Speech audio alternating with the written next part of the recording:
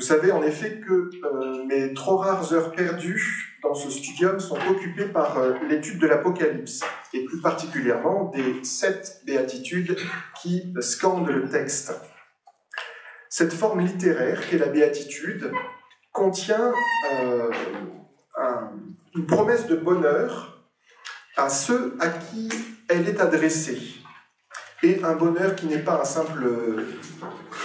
une simple félicité humaine, mais qui est véritablement en lien à la sainteté, à la béatitude auprès de Dieu.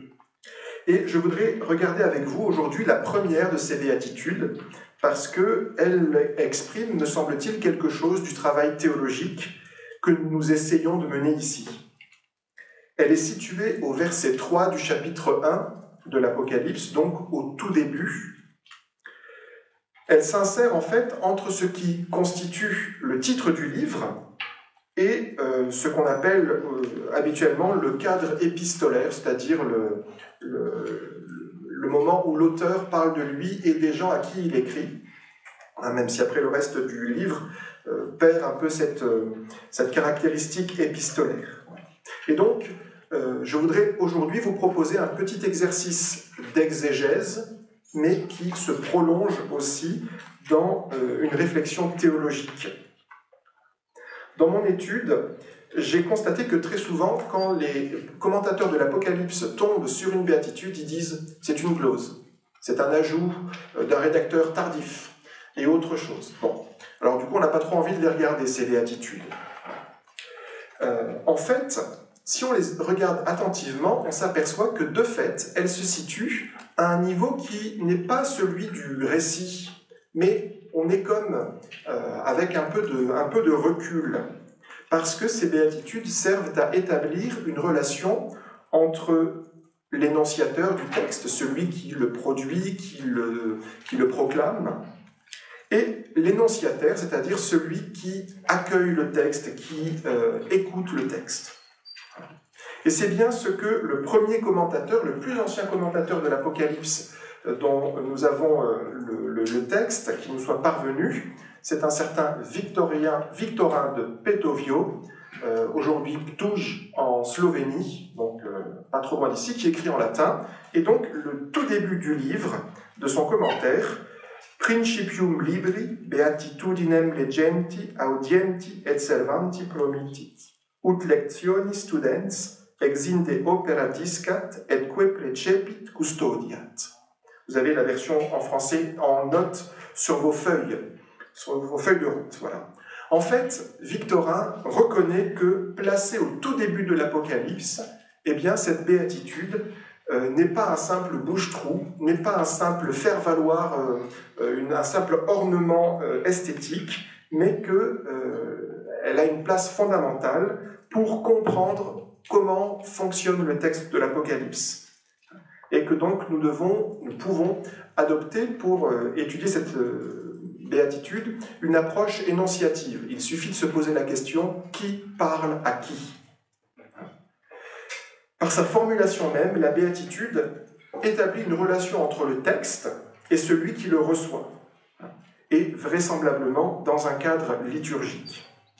Alors quand on commence un travail exégétique, la première étape, c'est de faire la critique textuelle du verset, c'est-à-dire d'essayer de justifier que le texte qu'on va lire, eh bien, il est bien attesté. Quand vous regardez dans vos Nouveaux Testaments en grec, il y a 3 variantes qui sont relevées. La plus importante, la plus significative, me semble-t-il, dans le travail d'aujourd'hui, c'est celle qui remplace le oi akuontes, ceux qui écoutent, au pluriel, par un singulier, celui qui écoute. Bienheureux celui qui lit et celui qui écoute les paroles de la prophétie. Donc on perd en fait le caractère collectif de ceux qui écoutent pour souligner un individu.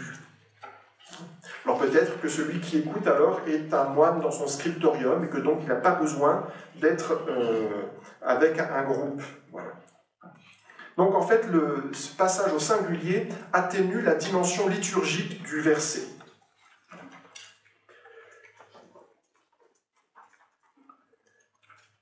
Les deux autres variantes sont moins significatives, ce sont des pronoms, des adjectifs démonstratifs à tel ou tel moment. Je vous propose aussi de regarder la structure du verset, parce qu'en fait, elle est assez complexe, puisque la béatitude établit une situation de communication. L'adjectif makarios, qui crée la béatitude, bienheureux, heureux ou bienheureux, introduit trois participes présents, qui désignent plusieurs groupes distincts, coordonnés par deux kai, et. Le lecteur, premier groupe, même si c'est un groupe individuel, les auditeurs, oi akuantes, et les gardiens, teruntes. Le singulier de l'adjectif contribue paradoxalement à unifier, à coordonner ces trois groupes dans la situation de communication propre au texte. Les deux premiers participes ont le même complément d'objet direct, les paroles de la prophétie, bien que le premier soit au singulier et le second au pluriel. Les deuxième et troisième participes sont distincts par leur objet, les paroles de la prophétie d'une part, et les choses qui sont écrites en elles d'autre part. Pourtant, teruntes n'a pas d'article défini. Il faut donc comprendre qu'il complète le deuxième participe, qui lui est bien introduit par l'article défini. Donc il y a comme en fait un groupe qui est composé de ceux qui écoutent et gardent.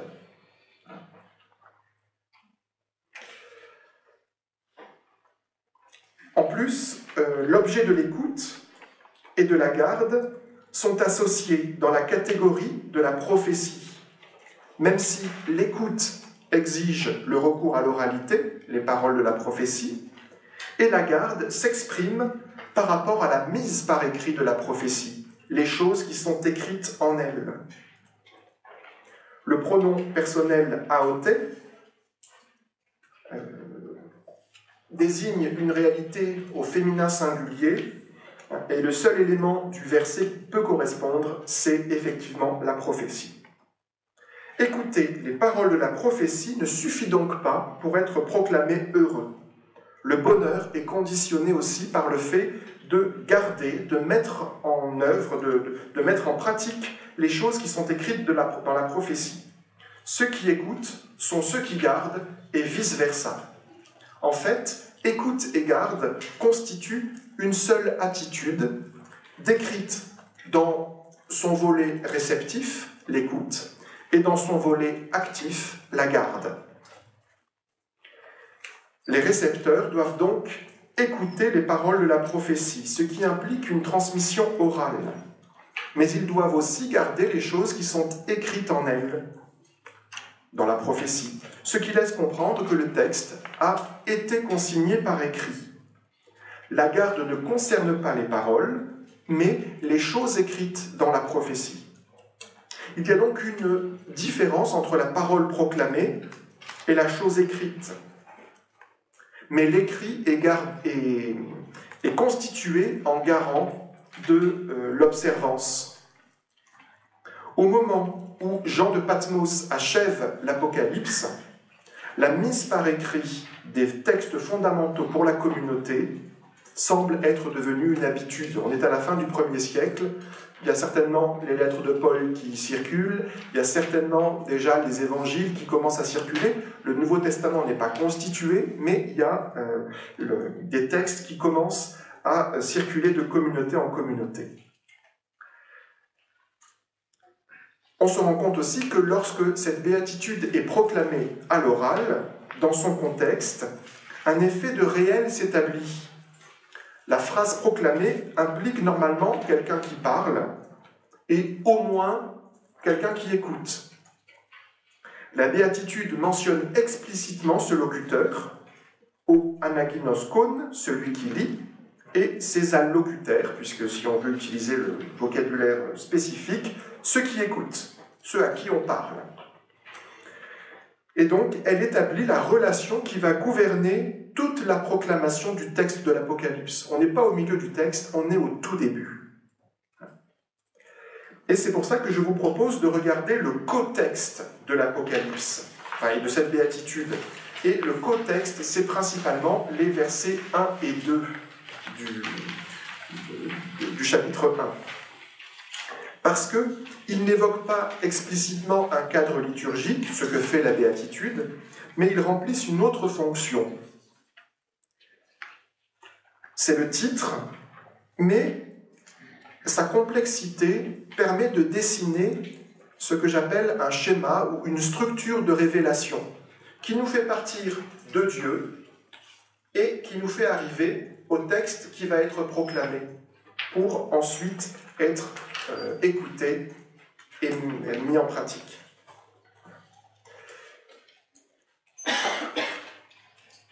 Les deux premiers versets sont donc comme le titre du livre qu'ils ouvrent. Et en fait, c'est comme ça que fonctionnent la plupart des textes prophétiques. Quand vous regardez dans la Bible, vision, prophétie, parole de Dieu adressée aux prophètes. Il n'y a pas de modèle exclusif, mais il y a habituellement en effet le nom du prophète dans l'Apocalypse, c'est Jean, parce que c'est quand même lui qui est l'intermédiaire de cette parole de Dieu. La forme de la révélation est habituellement précisée. Vision, parole, ou parole au pluriel, oracle. On ne mentionne pas ici la mise par écrit, mais qui va se trouver au verset suivant, mais la mission d'écriture va se trouver un peu plus loin, au verset 11 et 19 du chapitre 1. En fait, les deux premiers versets décrivent le processus qui conduit à l'élaboration du livre, celui que nous avons entre les mains. Processus qui part de Dieu et qui va jusqu'au texte qui contient les visions de Jean, en passant par le Christ et par Jean. La béatitude, le verset 3, expose le cadre dans lequel ce livre est transmis. En fait, un livre qui reste fermé et que personne ne lit ne sert à rien. On peut penser à ce que le père Étienne Michelin a dit hier en parlant de la bibliothèque. De ce point de vue, les 3 premiers versets de l'Apocalypse relèvent de ce que les critiques littéraires appellent le métatextuel, c'est-à-dire, j'ai mis la définition, l'ensemble des dispositifs par lesquels un discours fictionnel évoque les mécanismes scripturaux qui le produisent. C'est-à-dire lorsque un texte parle de lui-même. Alors évidemment, l'adjectif fictionnel parlant de l'Apocalypse ou de la parole de Dieu, il faut prendre un peu de distance. En fait, on pourrait très bien dire simplement « un discours évoque les mécanismes scripturaux qui le produisent ». Un exemple de métatextuel dans un livre, c'est quand vous ouvrez la première page d'un livre et vous avez le nom de l'auteur, le titre, et en dessous on vous met « roman ». Le livre même, le texte même, vous précise que c'est un roman que vous êtes en train de lire. Ou alors ça peut être un essai ou autre. Voilà. Ça fonctionne un peu comme ça. Voilà.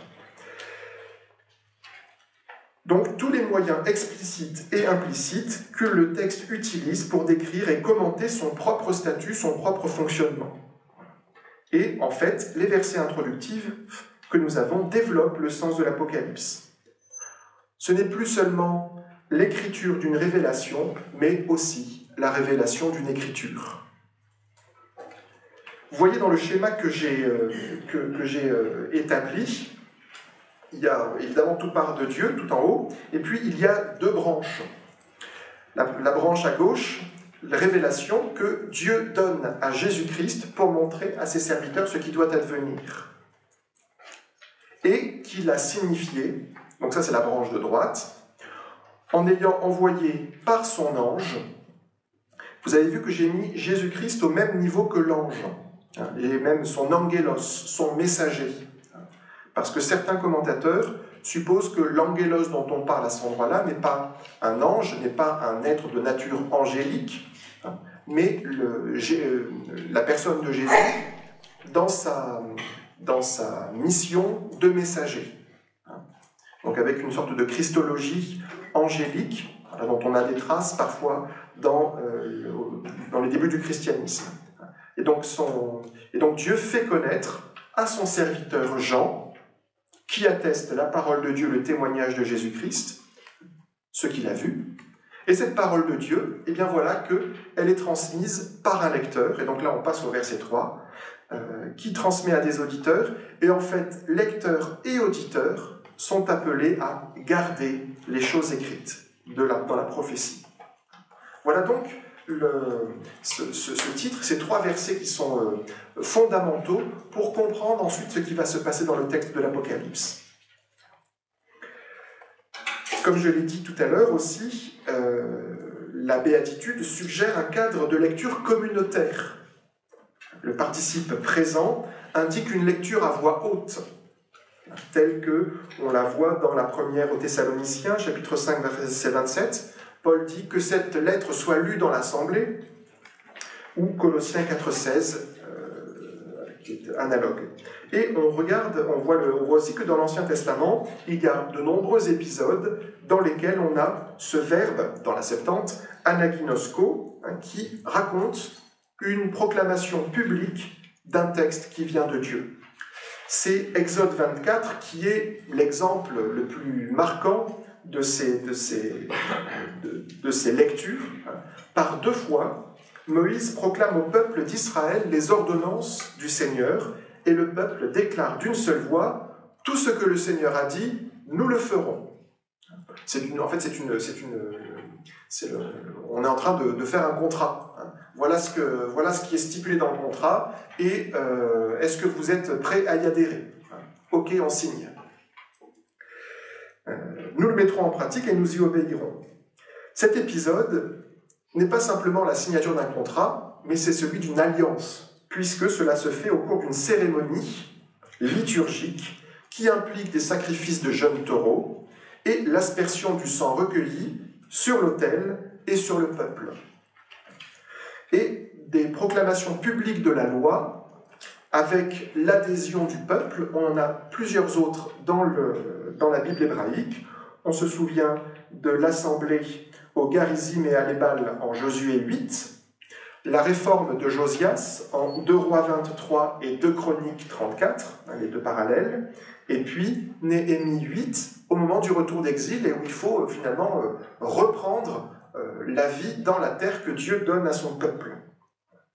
Ces proclamations publiques concernent toute la loi de Dieu, dans différents états, lues au peuple, afin qu'il en prenne connaissance, et qu'il mette concrètement en pratique dans sa vie quotidienne les termes de la loi.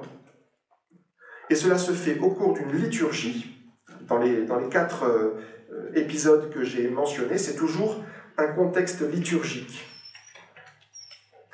On peut regarder aussi comment cette parole, cette béatitude, d'où est-ce qu'elle vient. Si vous regardez dans vos Bibles, s'il y a des notes, habituellement, on vous signale comme parallèle le chapitre 11, verset 28 de l'Évangile selon saint Luc.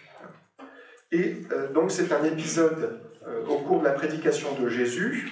Il advint, quand il disait ces choses, qu'ayant levé la voix, une femme de la foule lui dit « Heureux le ventre t'ayant porté, et les seins que tu as tétés. » Mais il dit, Jésus, « Heureux plutôt ceux qui écoutent la parole de Dieu et la gardent. » C'est ma traduction, j'ai essayé d'être un peu littérale, parce que souvent la traduction liturgique, peut-être par pudeur, gomme un peu cet aspect très charnel. Voilà. La proximité lexicale entre la béatitude de l'Apocalypse et celle qui sort de la bouche de Jésus suggère une relation étroite qu'on va essayer d'exprimer. Pour aider notre discernement, nous pouvons aussi noter le Logion 79 de l'évangile de Thomas. Donc cet évangile de Thomas, c'est un texte qui a été trouvé en 1945 en Égypte. C'est un peu l'équivalent des manuscrits de la mer Morte pour ce qui est du Nouveau Testament. Donc des tas de textes un peu parallèles, un peu, qui fonctionnent un peu dans le monde du Nouveau Testament, mais qui ne sont pas des textes canoniques. Et le texte que nous avons est un texte, on est en Égypte, donc en copte. C'est pour ça que je me suis amusé à vous mettre du copte sur votre feuille. Je n'arrive pas à le lire non plus, hein, donc rassurez-vous. Vous pourrez peut-être demander à M. Sadek, je ne sais pas. Et heureusement, on en avait aussi des fragments en grec qui ont permis de proposer une rétroversion en grec, que là, du coup, j'ai pu traduire. Et donc cet évangile de Thomas, c'est une série, c'est pas vraiment un évangile qui raconte une histoire, c'est une série de paroles de Jésus, ou attribuées à Jésus, certaines qu'on retrouve dans les évangiles canoniques, hein, d'autres qui ont une forte saveur gnostique, parfois on est vraiment dans l'ésotérisme le plus plein, hein. Là ça va, on reste à peu près dans des choses abordables. On a le parallèle au chapitre 11 de Luc. Une femme dans la foule lui dit « Heureux le ventre qui t'a porté et les seins qui t'ont nourri ». Il lui dit « Heureux ceux qui entendent la parole du Père et l'ont véritablement gardée ». Et Jésus ajoute « Car des jours viendront où vous direz « Heureux le ventre qui n'a pas conçu et les seins qui n'ont pas donné de lait ». Et là, en fait, on retrouve cette béatitude, ou plutôt cette étrange béatitude dans la bouche de Jésus, mais en Luc 23, 29, c'est au moment de la Passion, lorsque Jésus rencontre les femmes de Jérusalem. Et donc, on voit bien qu'il y a un parallélisme entre le verset 2 du Logion 79 et Luc 11, 28. Mais on est quand même loin, on est déjà loin de la béatitude de l'Apocalypse. Les deux versions, Luc et Évangile de Thomas, sont très proches l'une de l'autre, avec simplement un élément en plus dans chaque texte. Mais nun, plutôt, en Luc, et alétos, véritablement, dans l'Évangile de Thomas, ainsi que la différence dans le génitif des paroles. Les paroles de Dieu, pour Luc, les paroles du Père, pour l'Évangile de Thomas. Donc, ces légères différences, on les attribue habituellement à des considérations rédactionnelles, c'est-à-dire que les auteurs de chacun des textes, à partir d'un donné commun, ont adapté. Alors après, quel était le donné original, c'est toujours un peu plus compliqué, mais voilà. De mon côté, il me semble difficile d'accorder la priorité à l'évangile de Thomas, puisqu'il témoigne par la mise côte à côte de la béatitude de Luc 11 et de la béatitude de Luc 23 d'une activité rédactionnelle. Lorsque on compare notre béatitude de l'Apocalypse, puisque c'est quand même celle qui nous intéresse, avec Luc 11, les différences sont beaucoup plus fondamentales. Aux éléments qui sont présents dans la forme brève, eh bien, il y a au moins deux changements. Luc 11, 28 donne pour objet à l'écoute la parole de Dieu. Apocalypse donne comme objet de l'écoute les paroles de la prophétie. La version lucanienne lit phulassontes, là où Apocalypse dit teruntes. Les deux verbes sont synonymes, phulasso, tereo, ils veulent tous les deux dire garder. Et ils sont tous les deux utilisés pour parler de l'observance des commandements. Mais il y a deux extensions notables dans l'Apocalypse. Premièrement, on ajoute au début le participe anaginoskon, celui qui lit. Et puis, donc ça entraîne le passage au singulier de l'adjectif makarios, puisque tout à l'heure tout était au pluriel dans Luc. Et puis, un objet pour l'écoute qui est les choses écrites dans la prophétie. Donc, on fait quatre hypothèses. Enfin, quatre hypothèses ont été mentionnées, formulées pour expliquer le rapport entre la béatitude de Luc et la béatitude de l'Apocalypse. Soit Luc influence directement l'Apocalypse, soit il y a une parole de Jésus qui s'est transmise oralement et qui est reprise indépendamment par Luc d'un côté et le Jean de Patmos de l'autre.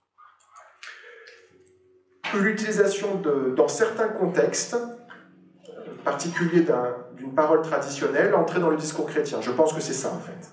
Et puis, bénédiction liturgique intégrée par les auteurs de Luc et Apocalypse à leurs textes respectifs. Ça, c'est quand on veut absolument que la béatitude ne vienne pas de Jésus. Donc, Jésus ne l'a pas dite, donc on l'a ajoutée là. Voilà. Mais évidemment, c'est difficile de la tenir. Voilà. En fait, notre béatitude prend en compte la dimension de la proclamation publique de cette béatitude. Et proclamation publique par quelqu'un qui n'est pas Jésus. La béatitude lucanienne ne distingue pas l'objet de l'écoute et de la garde. Dans la béatitude de l'Apocalypse, chacun de ces verbes possède un objet propre. En fait, l'Apocalypse assume, d'une part, la proclamation publique liturgique d'une parole, en l'absence de Jésus, et la mise par écrit du texte, ce qui n'était pas le cas dans la béatitude de Luc. Donc on voit aussi comment la béatitude de l'Apocalypse utilise une parole de Jésus, mais la retravaille pour convenir à son donné. Voilà. Comment comprendre cette adaptation ? Pourquoi Jean a-t-il retravaillé la béatitude ? Dans le logion traditionnel, dont Luc nous présente un état, et dont vraisemblablement l'évangile selon Thomas donne aussi une version, c'est Jésus qui parle, il n'y a pas de problème. Et donc c'est pour ça que le récit, il n'y a pas besoin de donner une forme complexe à la béatitude, puisque le récit, le contexte, suffit à donner un sens à la béatitude. On dit quelque chose à Jésus, Jésus répond « Heureux ceux qui écoutent la parole de Dieu et qui la gardent ». L'épisode fonctionne lorsqu'il incite celui qui écoute à adopter une attitude cohérente avec sa foi au Christ. Dans le cas de B1, est-ce que c'est Jésus qui parle ? Je ne sais pas. Vraisemblablement, l'auditoire de l'Apocalypse connaissait la parole de Jésus. Heureux ceux qui écoutent la parole de Dieu et qui la gardent. Mais l'Apocalypse, en assumant et en adaptant les éléments de la béatitude lucanienne, fonctionne pour faire intervenir dans le texte qui est en train d'être proclamé la personne de Jésus. On ajoute le lecteur et la forme écrite. La parole de Jésus a donc besoin d'un double intermédiaire pour se communiquer. Un lecteur qui ne parle pas de lui-même, mais reçoit la parole qu'il annonce, et un support écrit qui manifeste que le message n'appartient pas au lecteur, mais que le lecteur n'en est que le récepteur et transmetteur. Un peu comme le missel à la messe, qui dit que je ne suis pas en train de faire ma prière eucharistique, mais celle que l'Église me transmet, me propose. En plus, dans la béatitude de l'Apocalypse, le lecteur proclame une béatitude pour lui-même, à la troisième personne. Donc il y a une sorte de rupture à cet endroit-là. Le lecteur n'est donc pas le lecteur de l'Apocalypse, celui qui le proclame, le lecteur liturgique, n'est donc pas l'énonciateur de la béatitude. Ce n'est pas lui qui parle. Alors on pourrait se dire, est-ce que c'est Jean ?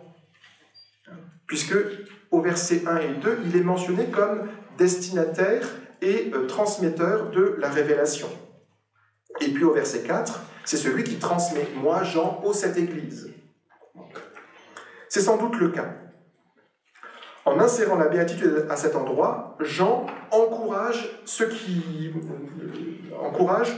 qui a reçu la charge de proclamer l'Apocalypse et ceux qui sont en train de l'écouter.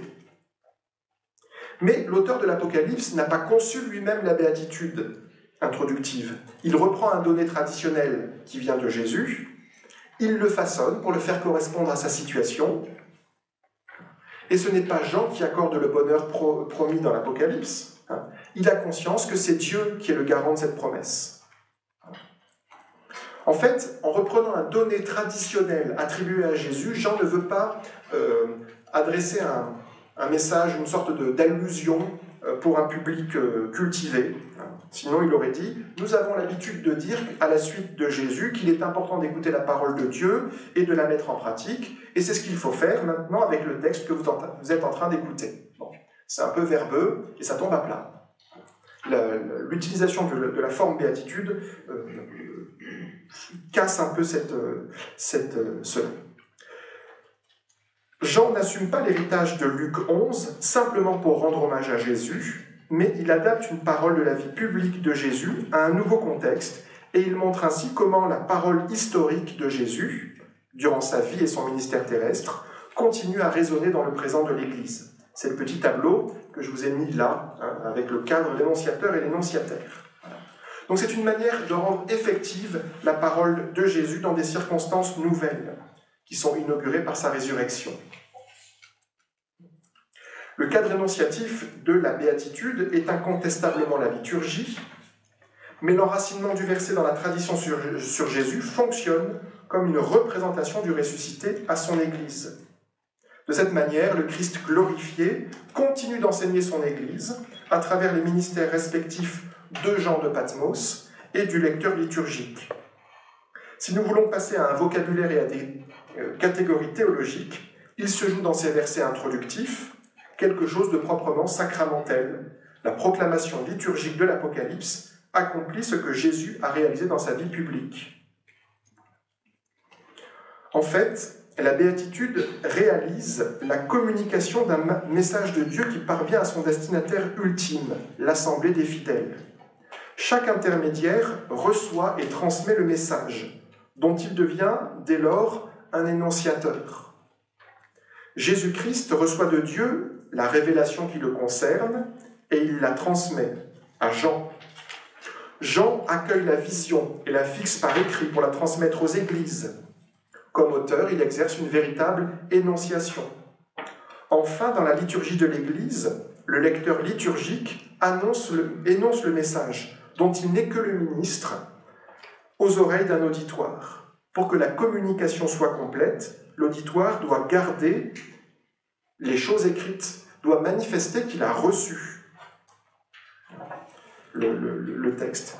La garde des choses écrites s'accomplit ensuite liturgiquement dans le dialogue liturgique qui suit, les versets 4 à 8 du chapitre 1, avec un dialogue entre lecteur liturgique et assemblée, et puis tous les « naïs »,« oui »,« amen » qui scandent le texte.